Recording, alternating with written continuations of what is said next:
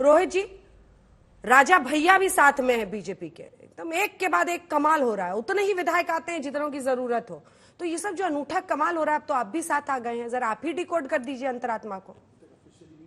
नहीं अंजना जी, अंतरात्मा का तो ये सीन है कि जो कुंडा में कुंडी लगा रहे थे वो राजा के सामने नतमस्तक हो गए। तो स्थिति ये है कि वो तो अगर वो फोटो ना आई होती तो ये अभी कह देते समाजवादी पार्टी वाले कि साहब हमने तो देखा ही नहीं था, मतलब हमारे तो गए ही नहीं थे प्रदेश अध्यक्ष।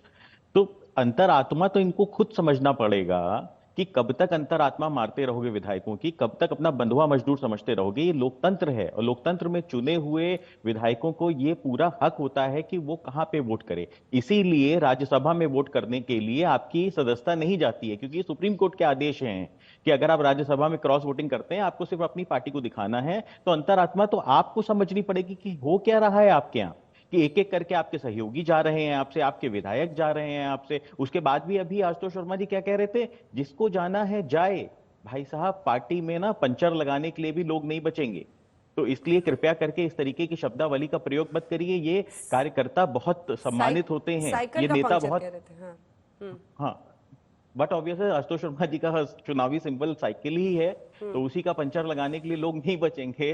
तो ये चीज समझनी पड़ेगी हमको और आपको कि आप इस तरीके से कार्यकर्ताओं का अगर निरंतर अपमान करते रहोगे। समाजवादी पार्टियों के विधायकों की जो अंतरात्मा जागी, वो क्यों जागी? क्योंकि आपने हवाई जहाज से कैंडिडेट उतारा। क्या वो जिन कैंडिडेट को आपने उतारा था, क्या वो सारे आपके पीडीएम में सेट होते थे? क्या वो सारे आपके कार्यकर्ता थे? तो आप इस तरीके से हेलीकॉप्टर से कैंडिडेट उतारोगे तो अंतरात्मा तो जागेगी ना। फिर आप कहोगे कि साहब जिसको जाना है चला जाए, कौन सा पैकेज दिया गया, और आपको वही डीके शिव कुमार जी का पैकेज दिखाई नहीं पड़ेगा। तो ये कहां का न्याय है कि हम जब करें तब तो पुण्य है और जब दूसरा करे तो पाप है। और अगर आपको बीजेपी की तारीख पे राम मंदिर नहीं जाना था तो भैया अभी भारत जोड़ो यात्रा लेके आए थे, पास से ही निकले थे, लखनऊ से चले जाते थोड़ा सा अयोध्या, राम जी बुला रहे थे।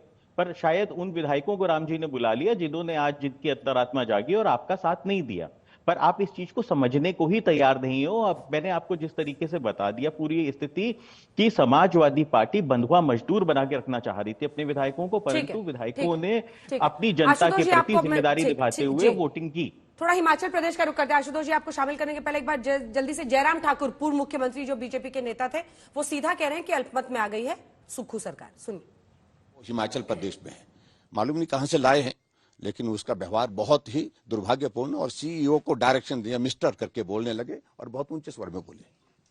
तो सर, जो अभी सिनेरियो जो चल रहा है कि नो क्रॉस वोटिंग हुई है, उस पर क्या कहेंगे आप? नहीं देखिए, मैं अभी काउंटिंग होने दीजिए, काउंटिंग के बाद कुछ बारे में कुछ कहेंगे। इस्तीफे की भी बात की है? नहीं, उस बारे में हमने तो एक ही बात कही, हिमाचल प्रदेश की विधानसभा के अंदर बजट सत्र चला हुआ है, और बजट सत्र के दौरान जब कट मोशन पर आज हमने वोटिंग पर डिवीजन मांगा, तो डिवीजन मांगने पर डिवीजन नहीं दिया गया, उल्टा हाउस एडजर्न कर दिया गया। स्पीकर भी सरकार का एक मोहरा बन करके रह गया। सर, आपने कहा कि सरकार अल्पमत में आ सकती है, इसके बारे में थोड़ा क्लैरिफाई कर दीजिए। हालात बने हैं वहां पर, उस तरह की मैं बात कह रहा हूं, मैं सिर्फ इतनी बात कह रहा हूं। क्या कांग्रेस के विधायक आपके संपर्क में है? देखिए, मैं अभी चुनाव का परिणाम आने दीजिए, उसके बाद ही मालूम पड़ेगा। अविश्वास प्रस्ताव लेके आएंगे आप सरकार? नहीं, देखो, लाने की आवश्यकता नहीं। वोट हमने सिर्फ बजट पर ही, बजट में प्रोविजन है, बजट का बिल होता है, फाइनेंशियल बिल पर अगर वहां पर मतदान होता है और मतदान में सरकार का बहुमत साबित नहीं होता, सरकार चले जाती है। हिमाचल प्रदेश में क्या वाकई एक संकट की स्थिति बन गई है आशुतोष जी? नहीं, अगर जिस तरीके से कहा जा रहा है कि 9 विधायक अगर बीजेपी के पक्ष में अगर वोट कर रहे हैं तो निश्चित तौर पर सरकार पर संकट है, और ये सिर्फ 9 पर भी नहीं रुकेगा। इसका मतलब ये कि कांग्रेस के अंदर वहां पे अंदरूनी तौर पर काफी असंतोष है, अन्यथा कोई कारण नहीं था कि और ये बात आज दिखाई पड़ रही है। मैं तो 2-3 दिन से अखबारों में लगातार इसको फॉलो कर रहा था, और अखबारों में लगातार ये बात आ रही थी कि वहां के विधायकों के अंदर या बाहर, या ये कहा गया कि सिंघवी जी को एक बाहर का कैंडिडेट इस वजह से होगा। लेकिन एक चीज बिल्कुल स्पष्ट है, और मुझे लगता है कि हम लोग बार बार डीके शिव कुमार का जिक्र कर रहे हैं कि कम से कम भाजपा विरोधी पार्टियों को अब तो कम से कम ये सबक ले लेना चाहिए था कि अगर जब भी राज्यसभा का चुनाव होगा तो, या कोई दूसरा चुनाव होता है, तो आपको अपने विधायकों को, अपने सांसदों को कहीं ना कहीं कॉन्फिडेंस में लेकर उनका मैनेजमेंट करना पड़ेगा। अगर आप ये नहीं सीखेंगे तो आपकी सरकारें इसी तरीके से जाती रहेंगी। महाराष्ट्र के अंदर सरकार गई, मध्य प्रदेश के अंदर सरकार गई, फिर भी आप सीखने को तैयार नहीं। और देखिए, महत्वपूर्ण बात क्या है कि 1988 में अटल बिहारी वाजपेयी की सरकार 1 वोट से गई थी, तब वो सरकार में तो मैनेजमेंट नहीं कर पाए, सिर्फ एक वोट मैनेज नहीं कर पाए थे। आज की तारीख में यह कि भाजपा जहां चाहती है वहां मैनेज कर लेती है और विपक्ष के लोग अभी भी सबक सीखने को तैयार नहीं। तो यह एक बड़ा सवाल है, क्यों नहीं कर्नाटक के अंदर भारतीय जनता पार्टी जो है वो क्रॉस आउट करा लेती है, क्यों वहां कांग्रेस के विधायकों की अंतरात्मा नहीं जगती है, क्योंकि वहां वो मैनेजमेंट कर रहे हैं। तो मुझे लगता है अखिलेश यादव जी को भी और कहीं ना कहीं सुक्खू साहब को भी ये सोचना पड़ेगा कि कहां उनसे गलतियां हो रही है, क्यों मैनेज नहीं कर पा रहे। कल डिनर में ही 6-7 विधायक नहीं गए थे आपके आशुतोष जी, तब भी आप लोग नहीं जागे, नहीं समझ पाए, लेकिन करेंगे क्या अगर ठान लिया? देखिए, एक दिन पहले जगने से काम नहीं चलने वाला। अगर डिनर में नहीं है और तब आपको पता चल रहा कि 7 विधायक आपके चले गए, तो आपका मैनेजमेंट क्या है फिर? राकेश जी आप पहले बोल लीजिए, उसके बाद से उनके पास जाएंगे, क्योंकि अब इन 2 राज्यों में तो कम से कम आप ही को मुस्कुराने का मौका मिला है, लेकिन अपर हाउस की बात हो रही है, माननीयों की बात हो रही है, और एक वजह है कि राज्यसभा को अपर हाउस बोला जाता है। वहां पर अगर इस तरह से क्रॉस वोटिंग हो और ये खेल हो तो ये बहुत अच्छा संदेश नहीं है। नहीं, देखिए, हमारे लिए ही हर्ष की बात है। मैं अभी चूंकि आशुतोष जी ने स्वर्गीय अटल बिहारी वाजपेयी जी का जिक्र किया तो मुझे याद आ गया, स्वर्गीय अटल जी कहा करते थे कि भारतीय जनता पार्टी का कार्यकर्ता या तो जीतता है या सीखता है। हम कभी भी पराजय से अपने आप को सीखने का प्रयास करते थे। दुर्भाग्यपूर्ण यह है कि विपक्ष अपनी पराजय से सीखने का प्रयास करने के बजाय आरोप प्रत्यारोप करना शुरू कर देता है। ईवीएम पर ठीकरा फोड़ने लगता है, इलेक्शन मशीनरी पर ठीकरा फोड़ने लगता है, मीडिया पर ठीकरा फोड़ने लगता है। आप आत्मविश्लेषण नहीं कर रहे हैं। भाई, ये समाजवादी पार्टी को विश्लेषण करना पड़ेगा ना कि क्यों आपके अलायंस पार्टनर आरएलडी आपसे टूट करके दूर चली गई। आपको विश्लेषण करना पड़ेगा कि सुभाषपा क्यों आपके साथ दूर चली गई। जहां सत्ता है, आप कह रहे हैं हमने सत्ता से लालच दे दिया, लेकिन हिमाचल में तो सत्ता नहीं है भारतीय जनता पार्टी की।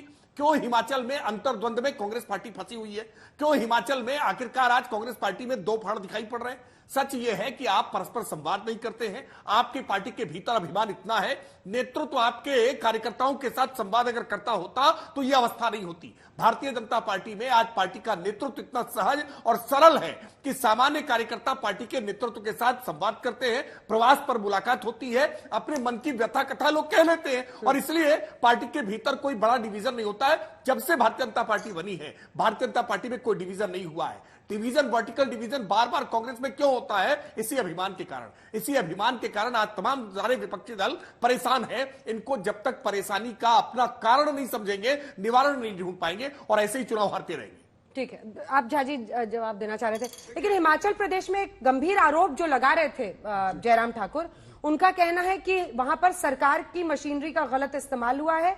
चिंतपूर्णी के जो विधायक है सुदर्शन सिंह बबलू, उनको आरोप है कि उनको एयरलिफ्ट कर लिया गया चंडीगढ़ से स्टेट गवर्नमेंट ओन्ड हेलीकॉप्टर में, और इसीलिए वो कह रही है बीजेपी कि उनके वोट को अलग रखा जाए और उसकी गिनती ना हो। मतलब आप लोग भी कुछ कुछ कर रहे थे। देखिए, कमाल की बात है कि जयराम ठाकुर के पास इतनी सारी इंफॉर्मेशन है, ये उस मुद्दे पे चुप हो जाते हैं। मैंने वही बताया था कि चंडीगढ़ मॉडल पे चुप हो जाते हैं। दूसरा, यहाँ पे राकेश त्रिपाठी जी कह रहे हैं, अटल बिहारी जी का नाम लिया, मैं उनको सम्मान के साथ कोट करना चाहूंगा। उन्होंने कहा था हम चिमटे से भी नहीं छुएंगे, वो भूल जाते हैं उसको। ये तो चिमटे से क्या हो, तो गंगा बना रखे हैं, आ जाओ मेरे पास, भ्रष्टाचार के आरोपी हो, बलात्कार के आरोपी हो, जो भी आरोप है हमारे पास आ जाओ, हम तो स्वागत करते हैं। कल तक जिसको, तो भाजपा का चरित्र क्या है? इनका सिर्फ एक चरित्र बचा है कि हमको सिर्फ सत्ता चाहिए। बाबा भारती और खड़ग सिंह का आपने एग्जाम्पल सुना होगा, अंजना जी, उसमें बाबा भारती वही कहते हैं कि कल से तुम भिखारी बनके मत मांगना घोड़े को। तो भाजपा भिखारी बनके साधु बनके हर भेष में आती है और जनता को अच्छे दिन का सपना दिखा के चली जाती है। जो राजनीतिक चरित्र पतन हो रहा है, मुझे उसका अफसोस है। कहां विधायक खरीदे जा रहे हैं, कहां बेचे जा रहे हैं, ये दुख की बात है, चाहे वो भाजपा के राज में हो चाहे कांग्रेस के राज में हो। आज ऐसी स्थिति क्यों आई? 70 सालों में इतनी दयनीय स्थिति हमारे लोकतंत्र की क्यों हो गई है? क्योंकि आज सत्ता में जो शीर्ष में बैठे हुए वो बेशर्म हो चुके हैं। बहुत क्लियर शब्दों में कहना चाहूंगा। राकेश, ठीक है राकेश, इसका छोटा सा जवाब दीजिए, आशुतोष जी के पास जाना है मुझे। मैं फिर कह रहा हूं, ये कारण तलाशना नहीं चाहते हैं, ये इस बात को स्वीकार करने को तैयार नहीं है कि गांधी नेहरू परिवार को जब तक आप नेतृत्व के नाम पर ढोते रहेंगे, योग्यता अयोग्यता का विचार किए बिना जब तक नेतृत्व आप इस तरह से थोपते रहेंगे, परिणाम ऐसा ही आता रहेगा। हिमाचल की सरकार में आज इतनी बड़ी, आप हिमाचल की सरकार इतने बड़े संकट में है, इतना विकट संकट है, आप इसको पहचान नहीं पा रहे हैं। समाजवादी पार्टी के मुख्य सचेतक जो है समाजवादी पार्टी के मुख्य सचेतक वही पार्टी छोड़ के चले जा रहे हैं। लेकिन अखिलेश यादव जी सचेत नहीं है इस बात से और वो ठीकरा फोड़ रहे हैं कि वो कद्दावर नहीं निकले। सच यह है कि अपनी पार्टी के भीतर संवाद करना प्रारंभ करिए। विरासत के आधार पर सियासत करेंगे तो परिणाम ऐसा ही होगा। जो योग्य है योग्यता से निकल करके सामने आने दीजिए। अगर कोई योग्यता से अमित शाह बनता है, कोई योग्यता से जेपी नड्डा बनता है, कोई योग्यता से नरेंद्र मोदी जी तक पहुंचते हैं तो उसको स्वीकार करती है पार्टी। लेकिन कोई थोप दिया जाता है तो पार्टी स्वीकार नहीं करती है और इसी प्रकार के असंतोष इसी अंतरात्मा के जागृत होते हुए दिखाई पड़ते हैं। ठीक है, एक बार इसका आशुतोष जी जवाब देते हैं। आशुतोष जी बहुत देर से हाथ उठा रहे हैं। आशुतोष जी, वो अब इसको विरासत की सियासत से भी जोड़ रहे हैं और पूरे साल अपने लोगों को अपने साथ रखना होगा ना। मैं देखिए इसका जवाब देता हूं। भारतीय जनता पार्टी के प्रवक्ता ने अटल जी का नाम लिया और कहा कि भारतीय जनता पार्टी का जो कार्यकर्ता है या तो जीतता है या चीखता है। तो हाँ, चीख तो रहा है। मध्य प्रदेश में चीख रहा था जब आपने कांग्रेस के कार्यकर्ता को उठा के अपने देश का मंत्री बना दिया, जिसके खिलाफ कोई लड़ाई लड़ रहे थे। वो चीख तो रहा था जब महाराष्ट्र में मुख्यमंत्री से उप मुख्यमंत्री बनाना पड़ा क्योंकि उठा के एकनाथ शिंदे को लाना पड़ा। आज चीख तो रहा है जब आप रायबरेली में अभी कुछ सेकंड पहले दिनेश सिंह जी ने वहां से एक ट्वीट किया है कि पार्टी जिसको हमको बनाएगी कि कैंडिडेट हम, ये चीख रहा है। भारतीय जनता पार्टी का कैडर जो है वो चीख रहा है क्योंकि पूरी तरीके से आयातित पार्टी हो गई है। या तो कांग्रेस के लोग हैं और उत्तर प्रदेश में समाजवादी पार्टी के लोग हैं। वो ये एन केन प्रकारेण जिस तरीके से प्रेशर लगा के, तो भारतीय जनता पार्टी का प्रवक्ता भी और भारतीय जनता पार्टी का कार्यकर्ता भी अब सिर्फ वहां पे दरी बिछा रहा है और सिर्फ चीख रहा है, इसके अलावा कुछ नहीं है। आप विचारधारा की लड़ाई कहां लड़ते हैं? किस कोने पे आप विचारधारा की लड़ाई लड़ते हैं? जिसके खिलाफ आप चुनाव लड़ते हैं 4 दिन बाद आप उसी के साथ खड़े हो जाते हैं। जिसके खिलाफ प्रधानमंत्री जैसा बड़ा व्यक्तित्व वो जाके खुलेआम जिसके खिलाफ बोलता है उसी के साथ खड़ा हो जाता है। ये आप बोलिएगा। मतलब आप कौन सी विचार क्यों नहीं बोलेंगे? आशुतोष जी, आप बोलिएगा। कभी मायावती जी से हाथ मिलाते हैं, कभी कांग्रेस से हाथ मिलाते हैं, लेकिन सवाल है कि अब हर पार्टी यही करती है। उनको देखिए, कभी डीएनए पर नीतीश बाबू को कोसते हैं, फिर नीतीश बाबू को गले लगा लेते हैं। यही हाल सबका है। आप क्या बोलिए? मायावती जी की पार्टी हो चाहे समाजवादी पार्टी हो, वो मनुवादी विचारधारा के खिलाफ है। वो इनकी जो आरएसएस की विचारधारा उसके खिलाफ है। हम कभी भारतीय जनता पार्टी के साथ नहीं खड़े होते हैं। आप ये क्या बात कर रही हैं? ये इनको सोचना चाहिए कि या तो अपनी राइट विंग पॉलिटिक्स कर ले और या तो अपनी लेफ्ट विंग पॉलिटिक्स कर ले। इनको सत्ता वाली पॉलिटिक्स चाहिए, वो किसी भी तरीके से हो, वो कोई भी हो, वो कोई भी सजा याफ्ता हो, वो जिसके खिलाफ प्रधानमंत्री बोल चुके हैं वो भी हो, कोई फर्क नहीं पड़ता है। इनके लिए राजनीति में शुचिता और धर्म कुछ नहीं है। इनके लिए सिर्फ और सिर्फ सत्ता है और उसके लिए किसी भी हद तक गिरने को ये तैयार रहते हैं। ठीक है रोहित जी, छोटा सा सिर्फ 2 लाइन का बोलिए, उसके बाद से जाएंगे राकेश जी के पास। राकेश जी आ रहे हैं। पार्टी की चीख सुन लेते तो शायद ज्यादा बेहतर रहता भारतीय जनता पार्टी की चीख सुनने की बजाय। ठीक है आशुतोष जी, ये क्या है इसका मतलब? ये किस तरफ जा रहा है? ये मामला समझ नहीं आ रहा है। अब बीजेपी कहती है खिसियानी बिल्ली खम्बा नोचे। आपके विधायक खुद ही आ रहे हैं, आके यहाँ पे विक्ट्री साइन दिखा रहे हैं। आप संभाल नहीं पाते अपने कुनबे को और उसके बाद से हम पर मरते हैं। देखिए राकेश जी, हमारे मित्र, उनके चेहरे पर अगर आप मुस्कान देखिए तो एकदम विजयी भाव में इस वक्त है। वो एकदम एक अजब सा तेज है आज उनके चेहरे पे है? और इधर दीपक जी का चेहरा थोड़ा सा बुझा हुआ है। वैसा एकदम अच्छा। देखिए महत्वपूर्ण मुझे लगता है कि अब वो वक्त आ गया है जब भारत के संविधान में बदलाव करना चाहिए और एक आदमी, एक विधायक या कोई भी, चाहे मेंबर ऑफ पार्लियामेंट हो चाहे एमएलए हो, एक बार जिस पार्टी और जिस मैनिफेस्टो पे चुना गया है अगर उसको छोड़ता है या दूसरी पार्टी ज्वाइन करता है उसकी सदस्यता ऑटोमेटिकली जानी चाहिए। ये जो क्रॉस वोटिंग का चक्कर है, ये जो आप अचानक उधर चले जाते हैं, आपके अंतरात्मा अपर हाउस में इसका सिग्निफिकेंस है।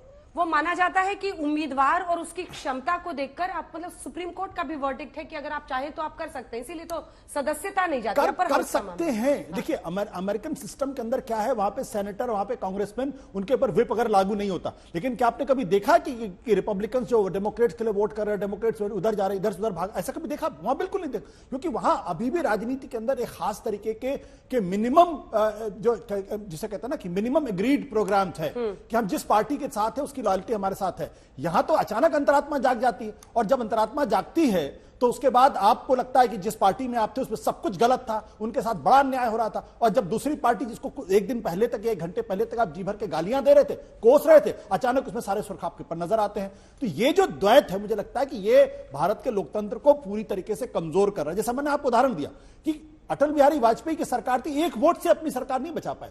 आज की तारीख में एक विपक्षी कोई भी सरकार हो, वो लगातार इसी डर में रहती, डिप्रेशन में रहती, कब उसकी सरकार चली जाए। अच्छा, आपने सोचा था कि आपने जीवन काल में आप आम आदमी पार्टी और कांग्रेस का गठबंधन देखेंगे? मैं तो इस बात का गवाह हूं, मैं बता सकता हूं आपको कि 2013 में जब उनकी सरकार बनी थी तो कांग्रेस के गठबंधन से बनी थी। 2015, 2017, 2007 जब 19 का लोकसभा का चुनाव रहा, तब भी अंदरूनी बातचीत हुई थी कि हमको गठबंधन के साथ रहना चाहिए। तो लेकिन एक चीज मैं आपको बता दूं कि जो कांग्रेस और आम आदमी पार्टी या समाजवादी पार्टी, इनकी विचारधारा का जो फर्क है, और जो बीजेपी और समाजवादी पार्टी, बीजेपी और कांग्रेस, बीजेपी और आम आदमी पार्टी विचारधारा का जो फर्क है, वो बहुत कंट्रास्ट है अपने आप में। राकेश जी जवाब दीजिए। एक सेकंड, खबर आ रही है, राज्यसभा चुनाव से जुड़ी हुई बड़ी खबर है। कुछ देर के लिए मतगणना रोकी गई है यूपी में, थोड़ी देर के लिए काउंटिंग रोकी गई है। कुछ ही देर में अब नतीजे आने शुरू होंगे। 10 सीटों पर राज्यसभा के उत्तर प्रदेश में नतीजे कुछ ही देर में आने शुरू होंगे। 1 सीट हिमाचल प्रदेश में, 4 सीटें कर्नाटक में। कर्नाटक में देखिए मामला बहुत सुलझा हुआ है। वहां पर 45 वोट चाहिए एक राज्यसभा सदस्य को जिताने के लिए। 135 है कांग्रेस का वहां पर नंबर, और उन्होंने 3 कैंडिडेट्स फील्ड किए हैं। बीजेपी 66 है, उन्होंने 1 कैंडिडेट फील्ड किया है। हाँ, जेडीएस वाले ने सिर्फ 19 रहते हुए 1 फील्ड कर दिया है, वो अलग बात है, लेकिन वहां पर मामला लगभग सेट बैठता है। हालांकि वहीं से खबर है कि एक बीजेपी के विधायक ने ओपनली क्रॉस वोटिंग की। अब आ जाइए हिमाचल प्रदेश में, जहां पर मुकाबला जबरदस्त है, जहां पर अभिषेक मनु सिंघवी वर्सेस हर्ष महाजन है, और यहां पर 9 से 10 कांग्रेस विधायकों की क्रॉस वोटिंग खबर है। जल्दी से बात पूरी कीजिए राकेश जी, और बता के जाइए आज जो आपके ललाट पर ये अनूठा सा तेज दिख रहा है पूरे देश को, ये जो प्रकाश दीपक यहां है और रोशनी वहां से आ रही है। राकेश जी देखिए जना जी, परिवर्तन तो प्रकृति का शाश्वत नियम है। परिवर्तन होना सकारात्मक होता है। दुर्भाग्य है कि आज आशुतोष जी परिवर्तन को स्वीकार करने को तैयार नहीं है।